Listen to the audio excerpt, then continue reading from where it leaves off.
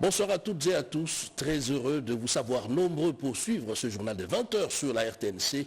À la une ce soir, c'est lobbying à l'échelle internationale pour dissuader le monde des affaires et s'approvisionner en métaux rares via le Rwanda, les minerais du sang. Le directeur général de l'agence de pilotage, de coordination et de suivi des conventions signées entre le gouvernement et les partenaires APCSC, Freddy Yoti, parcourt l'Europe pour mettre à nu ce vaste réseau mafieux à la base du pillage systématique des ressources naturelles de la République démocratique du Congo. On fait le point tout à l'heure dans ce journal.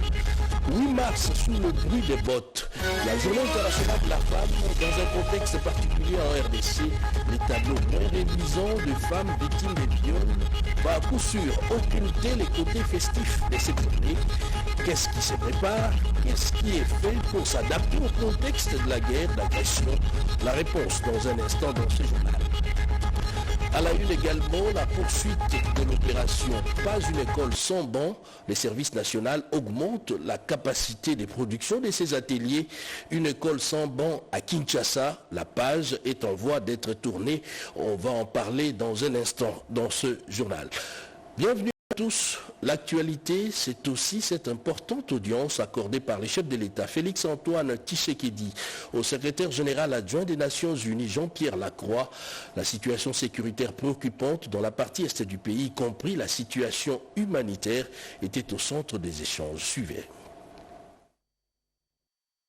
Reçu ce jeudi à la Cité de l'Union africaine par le président de la République Félix-Antoine Tshisekedi Tshilombo en compagnie de Bintou Keïta, représentante spéciale du secrétaire général des Nations Unies et chef de la MONUSCO, Jean-Pierre Lacroix, secrétaire général adjoint de l'ONU chargé des opérations de maintien de la paix, a dit avoir eu avec le chef de l'État des entretiens sur les efforts visant à faire cesser les hostilités dans l'Est de la République démocratique du Congo, à activer les processus diplomatiques et à ramener la paix durable ainsi que la résolution de cette situation dramatique qui a occasionné trop de victimes congolaises et la perte aussi des soldats de la paix.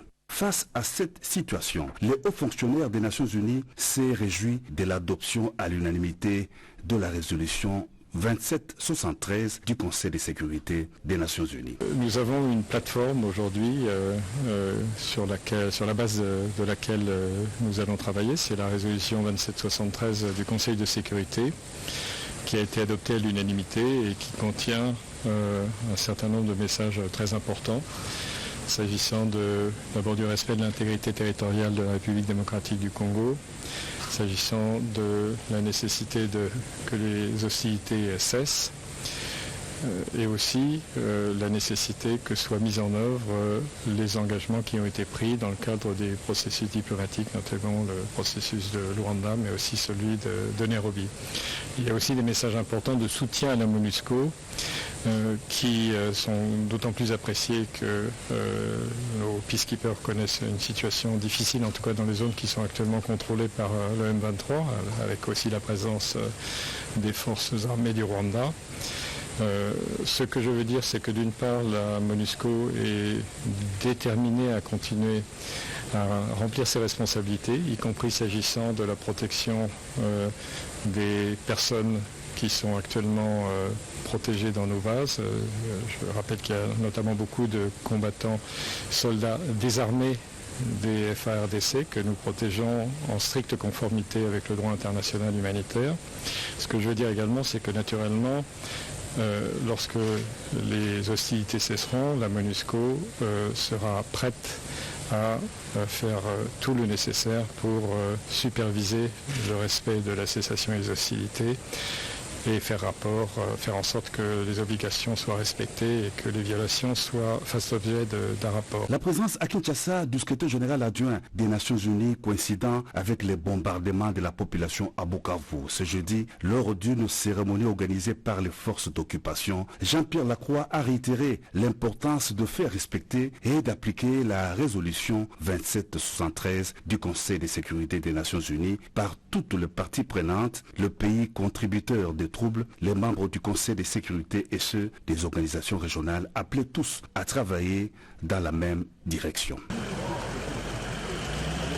C'était hier dans la journée. La population de Bukavu, rassemblée pour un meeting des terroristes de l'AFC M23, a essuyé des tirs à balles réelles de l'armée rwandaise. La scène a laissé sans voix plus d'un et depuis des messages de compassion et des réconforts à l'endroit de ses habitants de Bukavu affluent dans notre rédaction. On en parle à travers ses commentaires. Suivez. Un meeting et 2 explosions à Bukavu, des dizaines de morts et plus de 60 blessés. C'est le bilan provisoire de la barbarie du M23 à la suite de ces rassemblements organisés par Corneille Nangaa. Des bombes ont été larguées dans la foule et des tirs à balles réelles et à bout portant contre les paisibles citoyens contraints de participer à ces meetings. Des morts et des blessés qui ont provoqué un sentiment de colère et de révolte et en même temps une vive réprobation des Congolais épris de paix. Dans un message, je cite, le président de la République, Félix Antoine Tshisekedi Tshilombo, a exprimé sa solidarité envers les victimes. Il a présenté ses sincères condoléances aux familles éplorées et leur a exprimé toute sa compassion.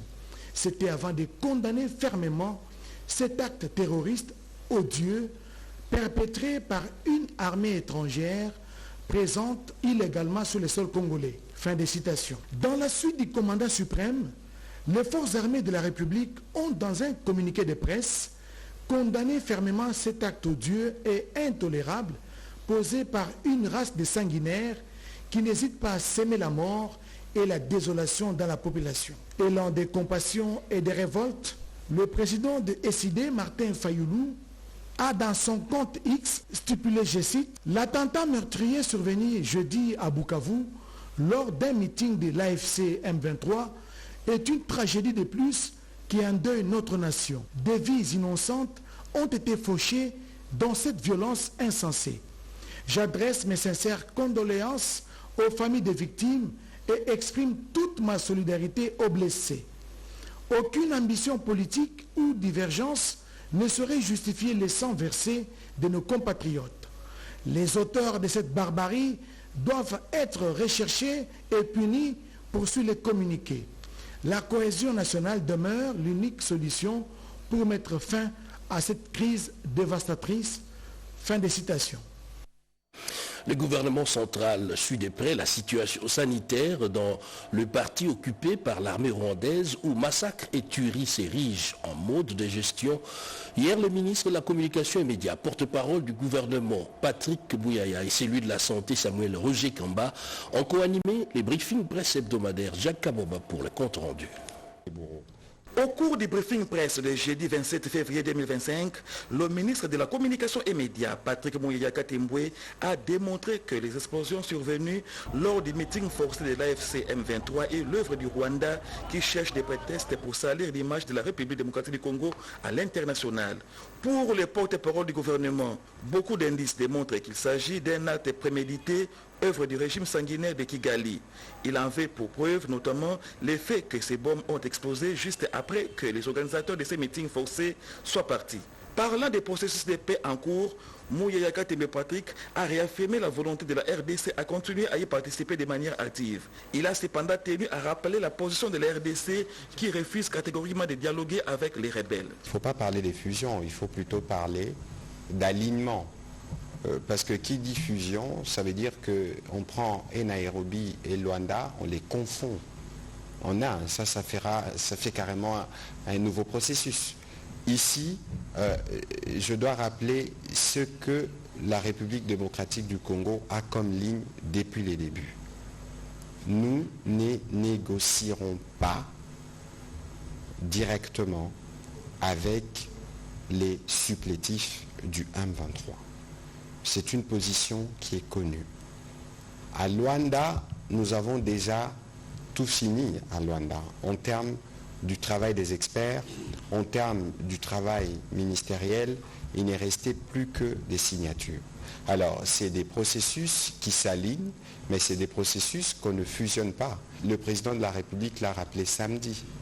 On a le Rwanda qui nous agresse, on a le Rwanda qui crée des supplétifs Et le président de la République a dit, c'est avec eux que nous devons, en tout cas, finir ce que nous avons commencé. Avançant les chiffres sur les morts survenus lors de ces meetings forcés à Bukavu, le ministre de la Santé publique, Samuel Roger Kamba, a donné un bilan provisoire de 7 morts survenus sur place et des blessés graves. Il a souligné que d'autres cas de décès ont été signalés au niveau des hôpitaux. En rapport avec la situation humanitaire à Goma, le ministre Roger Kamba a réagi en ces termes. Nous avons reçu 19 blessés par balle et nous avons eu 23 tués dans la nuit entre le 23 et le 25. Au total, nous avons déploré ceux qui sont morts dans nos centres de soins, plus de 1500 morts. Mais par contre, pour ceux que nous avons enterrés avec la sécurité civile, on a déjà enterré, tenez-vous bien, plus de 8500 personnes. Et nous avons, dans la nuit du 25 au 26, déploré dans un Ganda des corps qui ont été brûlés. En termes de blessés, nous sommes à 5460 blessés. Roger Samuel Kamba a félicité tous les Congolais qui ont fait les dons de sang au profit des FARDC et des Wazalendo. 5000 poches de sang ont été collectées, dont 1200 déjà acheminées dans les zones en conflit à travers l'OMS via les couloirs humanitaires ouverts. La République démocratique du Congo, terre d'opportunités et d'investissement, eh bien, l'agence de pilotage, de coordination et de suivi des conventions signées entre le gouvernement et les partenaires, du moins son directeur général Freddy Yodi a entamé une tournée européenne pour expliquer non seulement le contexte de la guerre d'agression qui est essentiellement économique, mais dissuader les partenaires quant au réseau mafieux alimenté par les Rwandais dans l'exportation illégale des ressources naturelles de la RDC. Gaëtan Magalano. En quête des potentiels investisseurs en vue de matérialiser la vision du président de la République, Félix-Antoine Tshisekedi Tshilombo, celle de doter la RDC des infrastructures de base de qualité. Le directeur général de l'APCSC, Freddy Yodi Shembo, s'est lancé depuis 2024 dans une vaste croisade internationale parcourant l'Europe, l'Asie et l'Amérique. Comme à chacune de ces interventions dans différents forums, réunissant le monde des affaires intéressé par les métaux rares que regorgent les sous-sols de la RDC et constituant aujourd'hui la cause de la guerre barbare nous imposée par le Rwanda, le directeur général de l'agence ne s'est privé de vanter les avantages d'investir en RDC par la PCSC au regard de la loi 14/005 du 11 février 2024. Une invitation traduisant la volonté du président de la République d'ouvrir les portes de la RDC à tout investissement gagnant-gagnant. Mon président n'a pas cessé de parler d'un partenariat gagnant-gagnant. Tout celui qui viendra par la porte gagnera. Et c'est ça l'appel que nous lançons. Le coltan de l'Est est accessible. Le lithium de Manono est accessible. Pourvu que vous veniez par la grande porte et que vous nous aidiez à construire notre pays. Notons que cette guerre d'agression a conduit à l'arrêt net des 2 grands projets pilotés par l'APCS dans le cadre du programme sino-congolais dans le Sud Kivu. Il s'agit des travaux de la route Bukavu-Kamanyola, dite route de souveraineté, longue de 55 km, dont les travaux avaient atteint Ngomo au PK40 et les travaux de finissage du stade Niantete d'une capacité de 10 000 places, dont l'inauguration était prévue à la fin du premier semestre de cette année. Et le Congo central envoie ses fils défendre la patrie face à l'agresseur rwandais. Le gouverneur de province, Grace Maswangi Bilolo, le président de l'Assemblée provinciale, était à Boma le 2 pour appeler à un enrôlement massif de jeunes. Images et commentaires. Poursuivant son séjour de travail à l'intérieur de la province, après mandat à la cité côtière, le gouverneur du Congo central, Grace Nkwanga Maswangi Bilolo, est arrivé mercredi 26 février courant dans la ville historique de Boma. Reçu par une foule compacte de populations mobilisées comme un seul homme, Grace Bilolo a tenu un meeting populaire devant la maison communale de Kalamo. Abordant la question de l'heure relative à l'agression rwandaise dont fait l'objet la RDC dans sa partie Est, il est revenu sur l'appel du chef de l'État, celui de garder l'unité et l'amour de la patrie, mais aussi d'encourager les jeunes à rejoindre les forces armées congolaises pour la défense du territoire national. Le ministre national des Sports, Didier Boudimbu, de son côté, a martelé sur la vigilance face aux nombreux actes de criminalité que le rebelle ne cesse de commettre dans la partie Est est du pays. Par contre, le président de l'organe délibérant du Congo central, Papi Mantezolo, lui a mis un accent particulier sur la préservation de la richesse nous léguée par nos aïeux, à savoir la terre.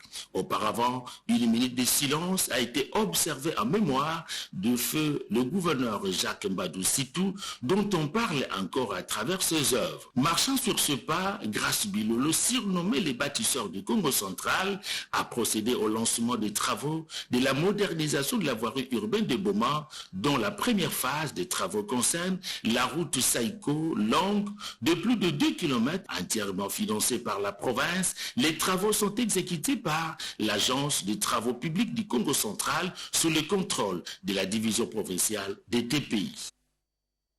La Mongala, la Tchopo, le Haut-Katanga, bref, l'ensemble de provinces se mobilisent pour soutenir les forces armées de la République démocratique du Congo.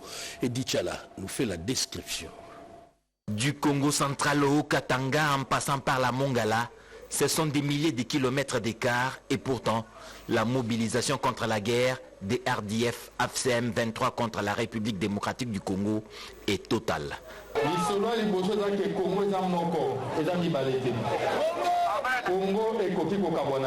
Le Congo reste un et indivisible. Nous avons un président élu à l'unanimité. Ceux qui sont privés de tout, ceux qui ont infiltré notre armée,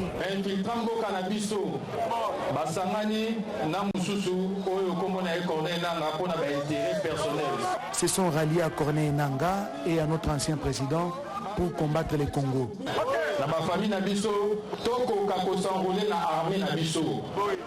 Je vous invite donc à vous enrôler dans l'armée. Ali Salah, l'élu de cette circonscription, Sakumbi Molendo, avait une seule mission: mobiliser la population, particulièrement la jeunesse, pour rejoindre les rangs des forces armées de la République démocratique du Congo, afin de barrer la route à l'armée rwandaise et ses supplétifs de l'AFCM 23. Dans un élan de patriotisme, la population de Lissala a répondu avec spontanéité à l'appel de Sakombi Molendo à travers la marche qui a eu lieu de l'aérodrome de Lissala au gouvernorat de la province de la Mongala. Monsieur le gouverneur, je vous donne 5 motos pour que les recruteurs sensibilisent juste dans les fins fonds du village.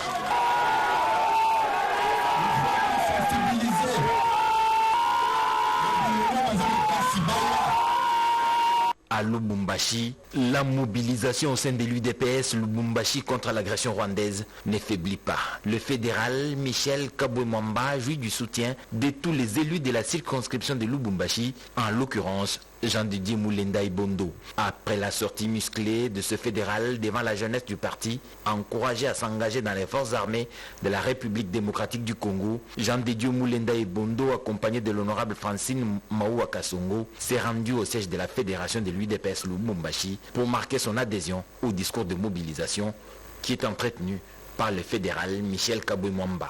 Venu à la maison, l'élu de Lubumbashi n'est pas venu bredouille. Alors que le mois de mars s'annonce, Jean-Didier Moulenda Ibondo a pensé à la Ligue des femmes du parti avec un important lot d'épargne. La représentation des femmes de l'UDPS Lubumbashi s'est dite satisfaite et remercie son élu, sans oublier de l'encourager à poursuivre la mobilisation autour des forces armées de la République démocratique du Congo. Et cette communication de la garde républicaine, le commandant de la garde républicaine porte à la connaissance de la population quinoise de l'organisation d'une marche d'endurance des unités de la garde républicaine garnison ville de Kinshasa. C'est samedi 1er mars 2025 à partir des 6 heures. La dite marche s'inscrit dans le cadre du programme ordinaire d'instruction permanente d'entraînement en vue de préserver la forme physique, mentale et morale des militaires. Elle se déroulera à travers quelques grandes artères de la ville de Kinshasa et dont le départ sera donné devant l'enceinte de la foire internationale de Kinshasa avec comme destination les camps colonel Tchachi. À cet effet, les commandants de la garde républicaine invitent toute la population quinoise à vaquer librement à toutes ses occupations habituelles avant, pendant et après le déroulement de cette activité. Il rassure par ailleurs que toutes les dispositions sont prises afin que tout se passe en toute quiétude et sérénité comme il en avait constaté lors de précédentes marches organisées par la garde républicaine à travers la ville. Un communiqué signé pour le commandant de la garde républicaine, Kisele Kalenga Joseph, colonel diplômé supérieur d'administration militaire, directeur social de la garde républicaine. Et dans un autre chapitre, un nouveau porte-voix des autorités coutumières. Joseph Kinzo a été intronisé porte-parole. Retour sur cette cérémonie avec Rikinzo Ziloya. Kinshasa, place de l'échangeur à Limete.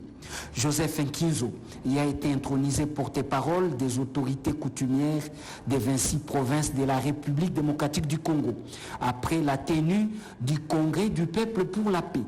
L'enjeu de cette intronisation dépasse le simple cadre honorifique. Les autorités coutumières s'investissent et sont désormais déterminés à jouer un rôle clé dans la résolution des conflits, notamment la guerre qui déchire l'Est du pays. Une mission de réconciliation et de restauration de l'autorité coutumière leur est confiée, surtout que les chefs traditionnels sont des véritables chefs de terre, détenteurs du pouvoir ancestral reconnu par l'article 207 de la Constitution de la RDC en leur qualité d'arbitre et de garant de la cohésion nationale, favorisant la réconciliation entre filles et fils du pays.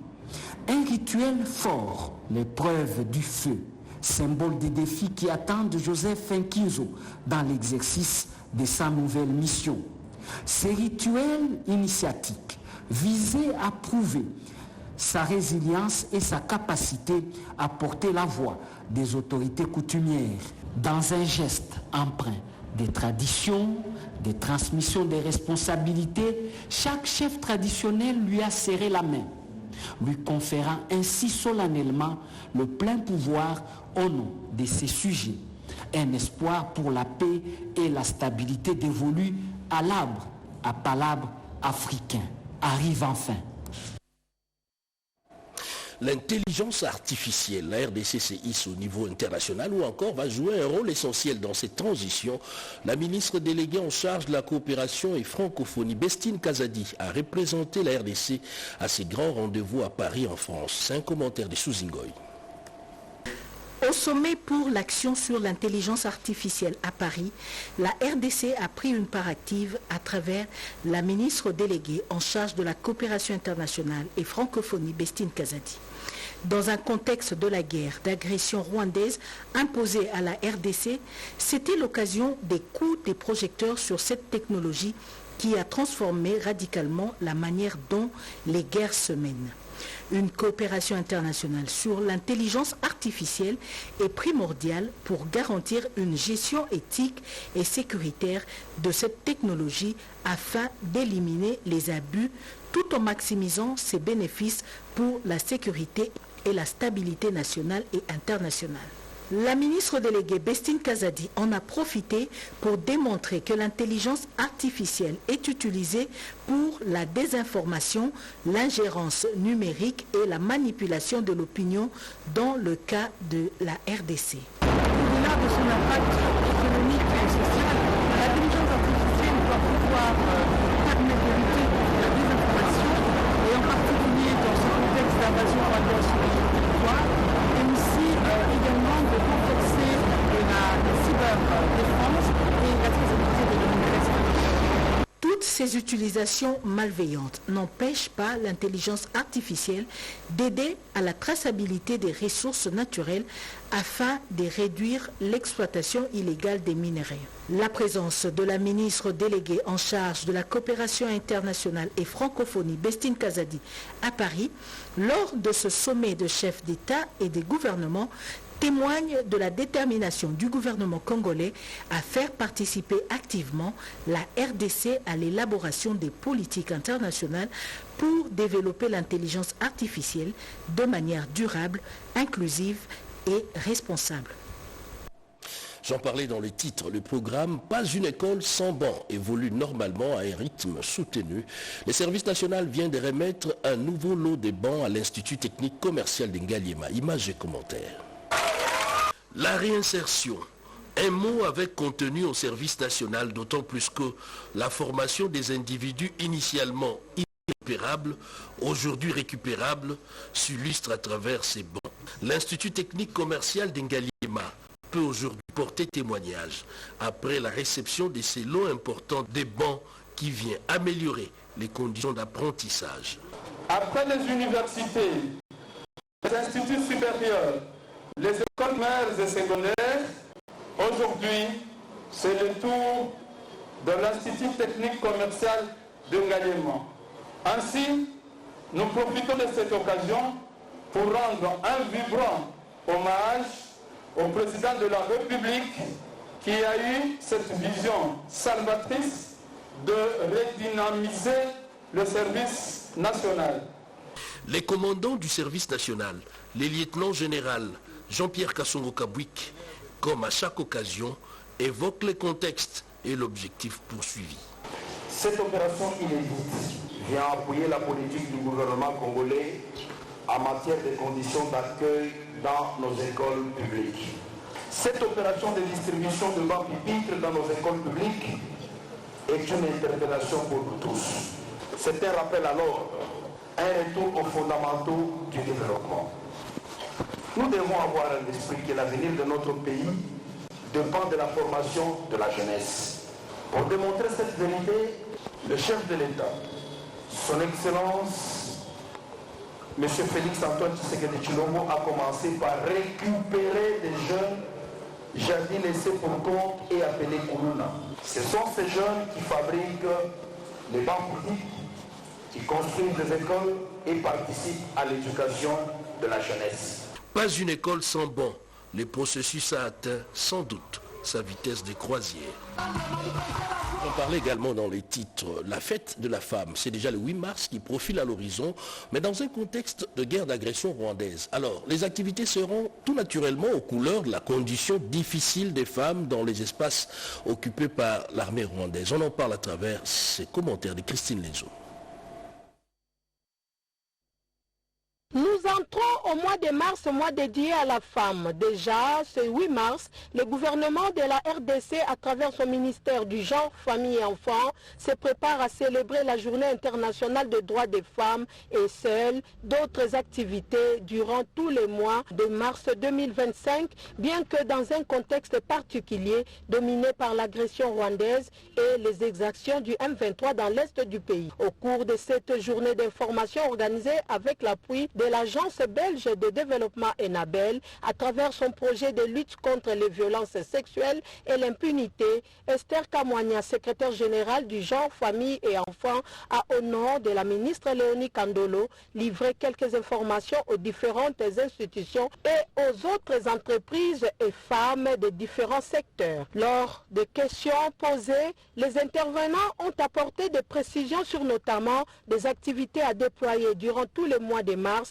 à Kinshasa, en RDC comme à l'étranger, notamment sur la participation des femmes aux assises de New York, aussi sur les pannes imprimées à cet effet. Un montant sera retenu sur chaque panne vendue pour appuyer les efforts du pays à la guerre dans l'Est. À cette même occasion, elles ont évoqué les initiatives et les actions menées en RDC sous le leadership du président de la République, Félix Antoine Tshisekedi, pour promouvoir les droits des femmes avant de rappeler la condamnation ferme du Rwanda et de ses supplétifs dans la résolution 2773/2025 du Conseil de sécurité des Nations Unies. De matériel aratoire pour les coopératives, le ministre d'État, ministre de l'Agriculture, a réceptionné un lot important de ces matériels, nous dit Marie Kalong.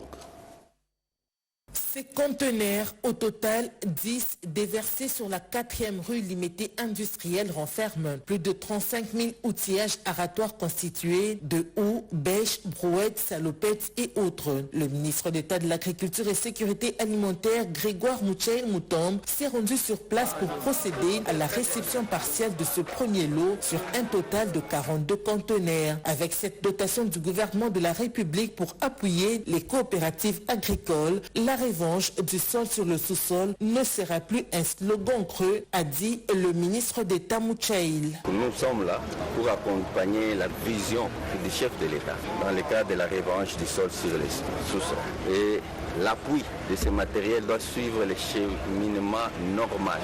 Nous devons savoir quelles sont les coopératives agricoles qui vont réceptionner ce matériel pour travailler. Chaque jour, l'État congolais ne doit pas commencer à dépenser de l'argent pour acheter le matériel. C'est un appui, c'est comme un véhicule qui ne démarre pas. On répare, on donne le carburant, on vous pousse, vous démarrez, vous partez. Donc ici, nous sommes en train d'appuyer les agriculteurs pour qu'ils puissent revenir avec notre slogan « Tozonge la bilan ». Le patron de l'agriculture et sécurité alimentaire a également appelé les coopératives agricoles à en faire bon usage car l'argent dépensé pouvait servir à l'effort de guerre. Cet argent dépensé pour ce matériel pouvait aller à la guerre. Nous sommes dans une période où nous devons dépenser beaucoup dans la guerre pour récupérer tout ce qu'on nous a volé par des tricheurs. Donc je pense que nous devons nous mettre au travail.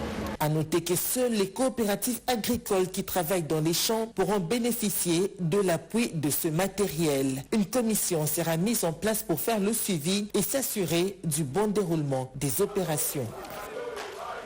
La promotion de la classe moyenne en RDC. Bientôt, un avant-projet de loi sera présenté au gouvernement. Une démarche du directeur général de l'ARSP, Miguel Kachel-Katam. Joël Makela pour les détails.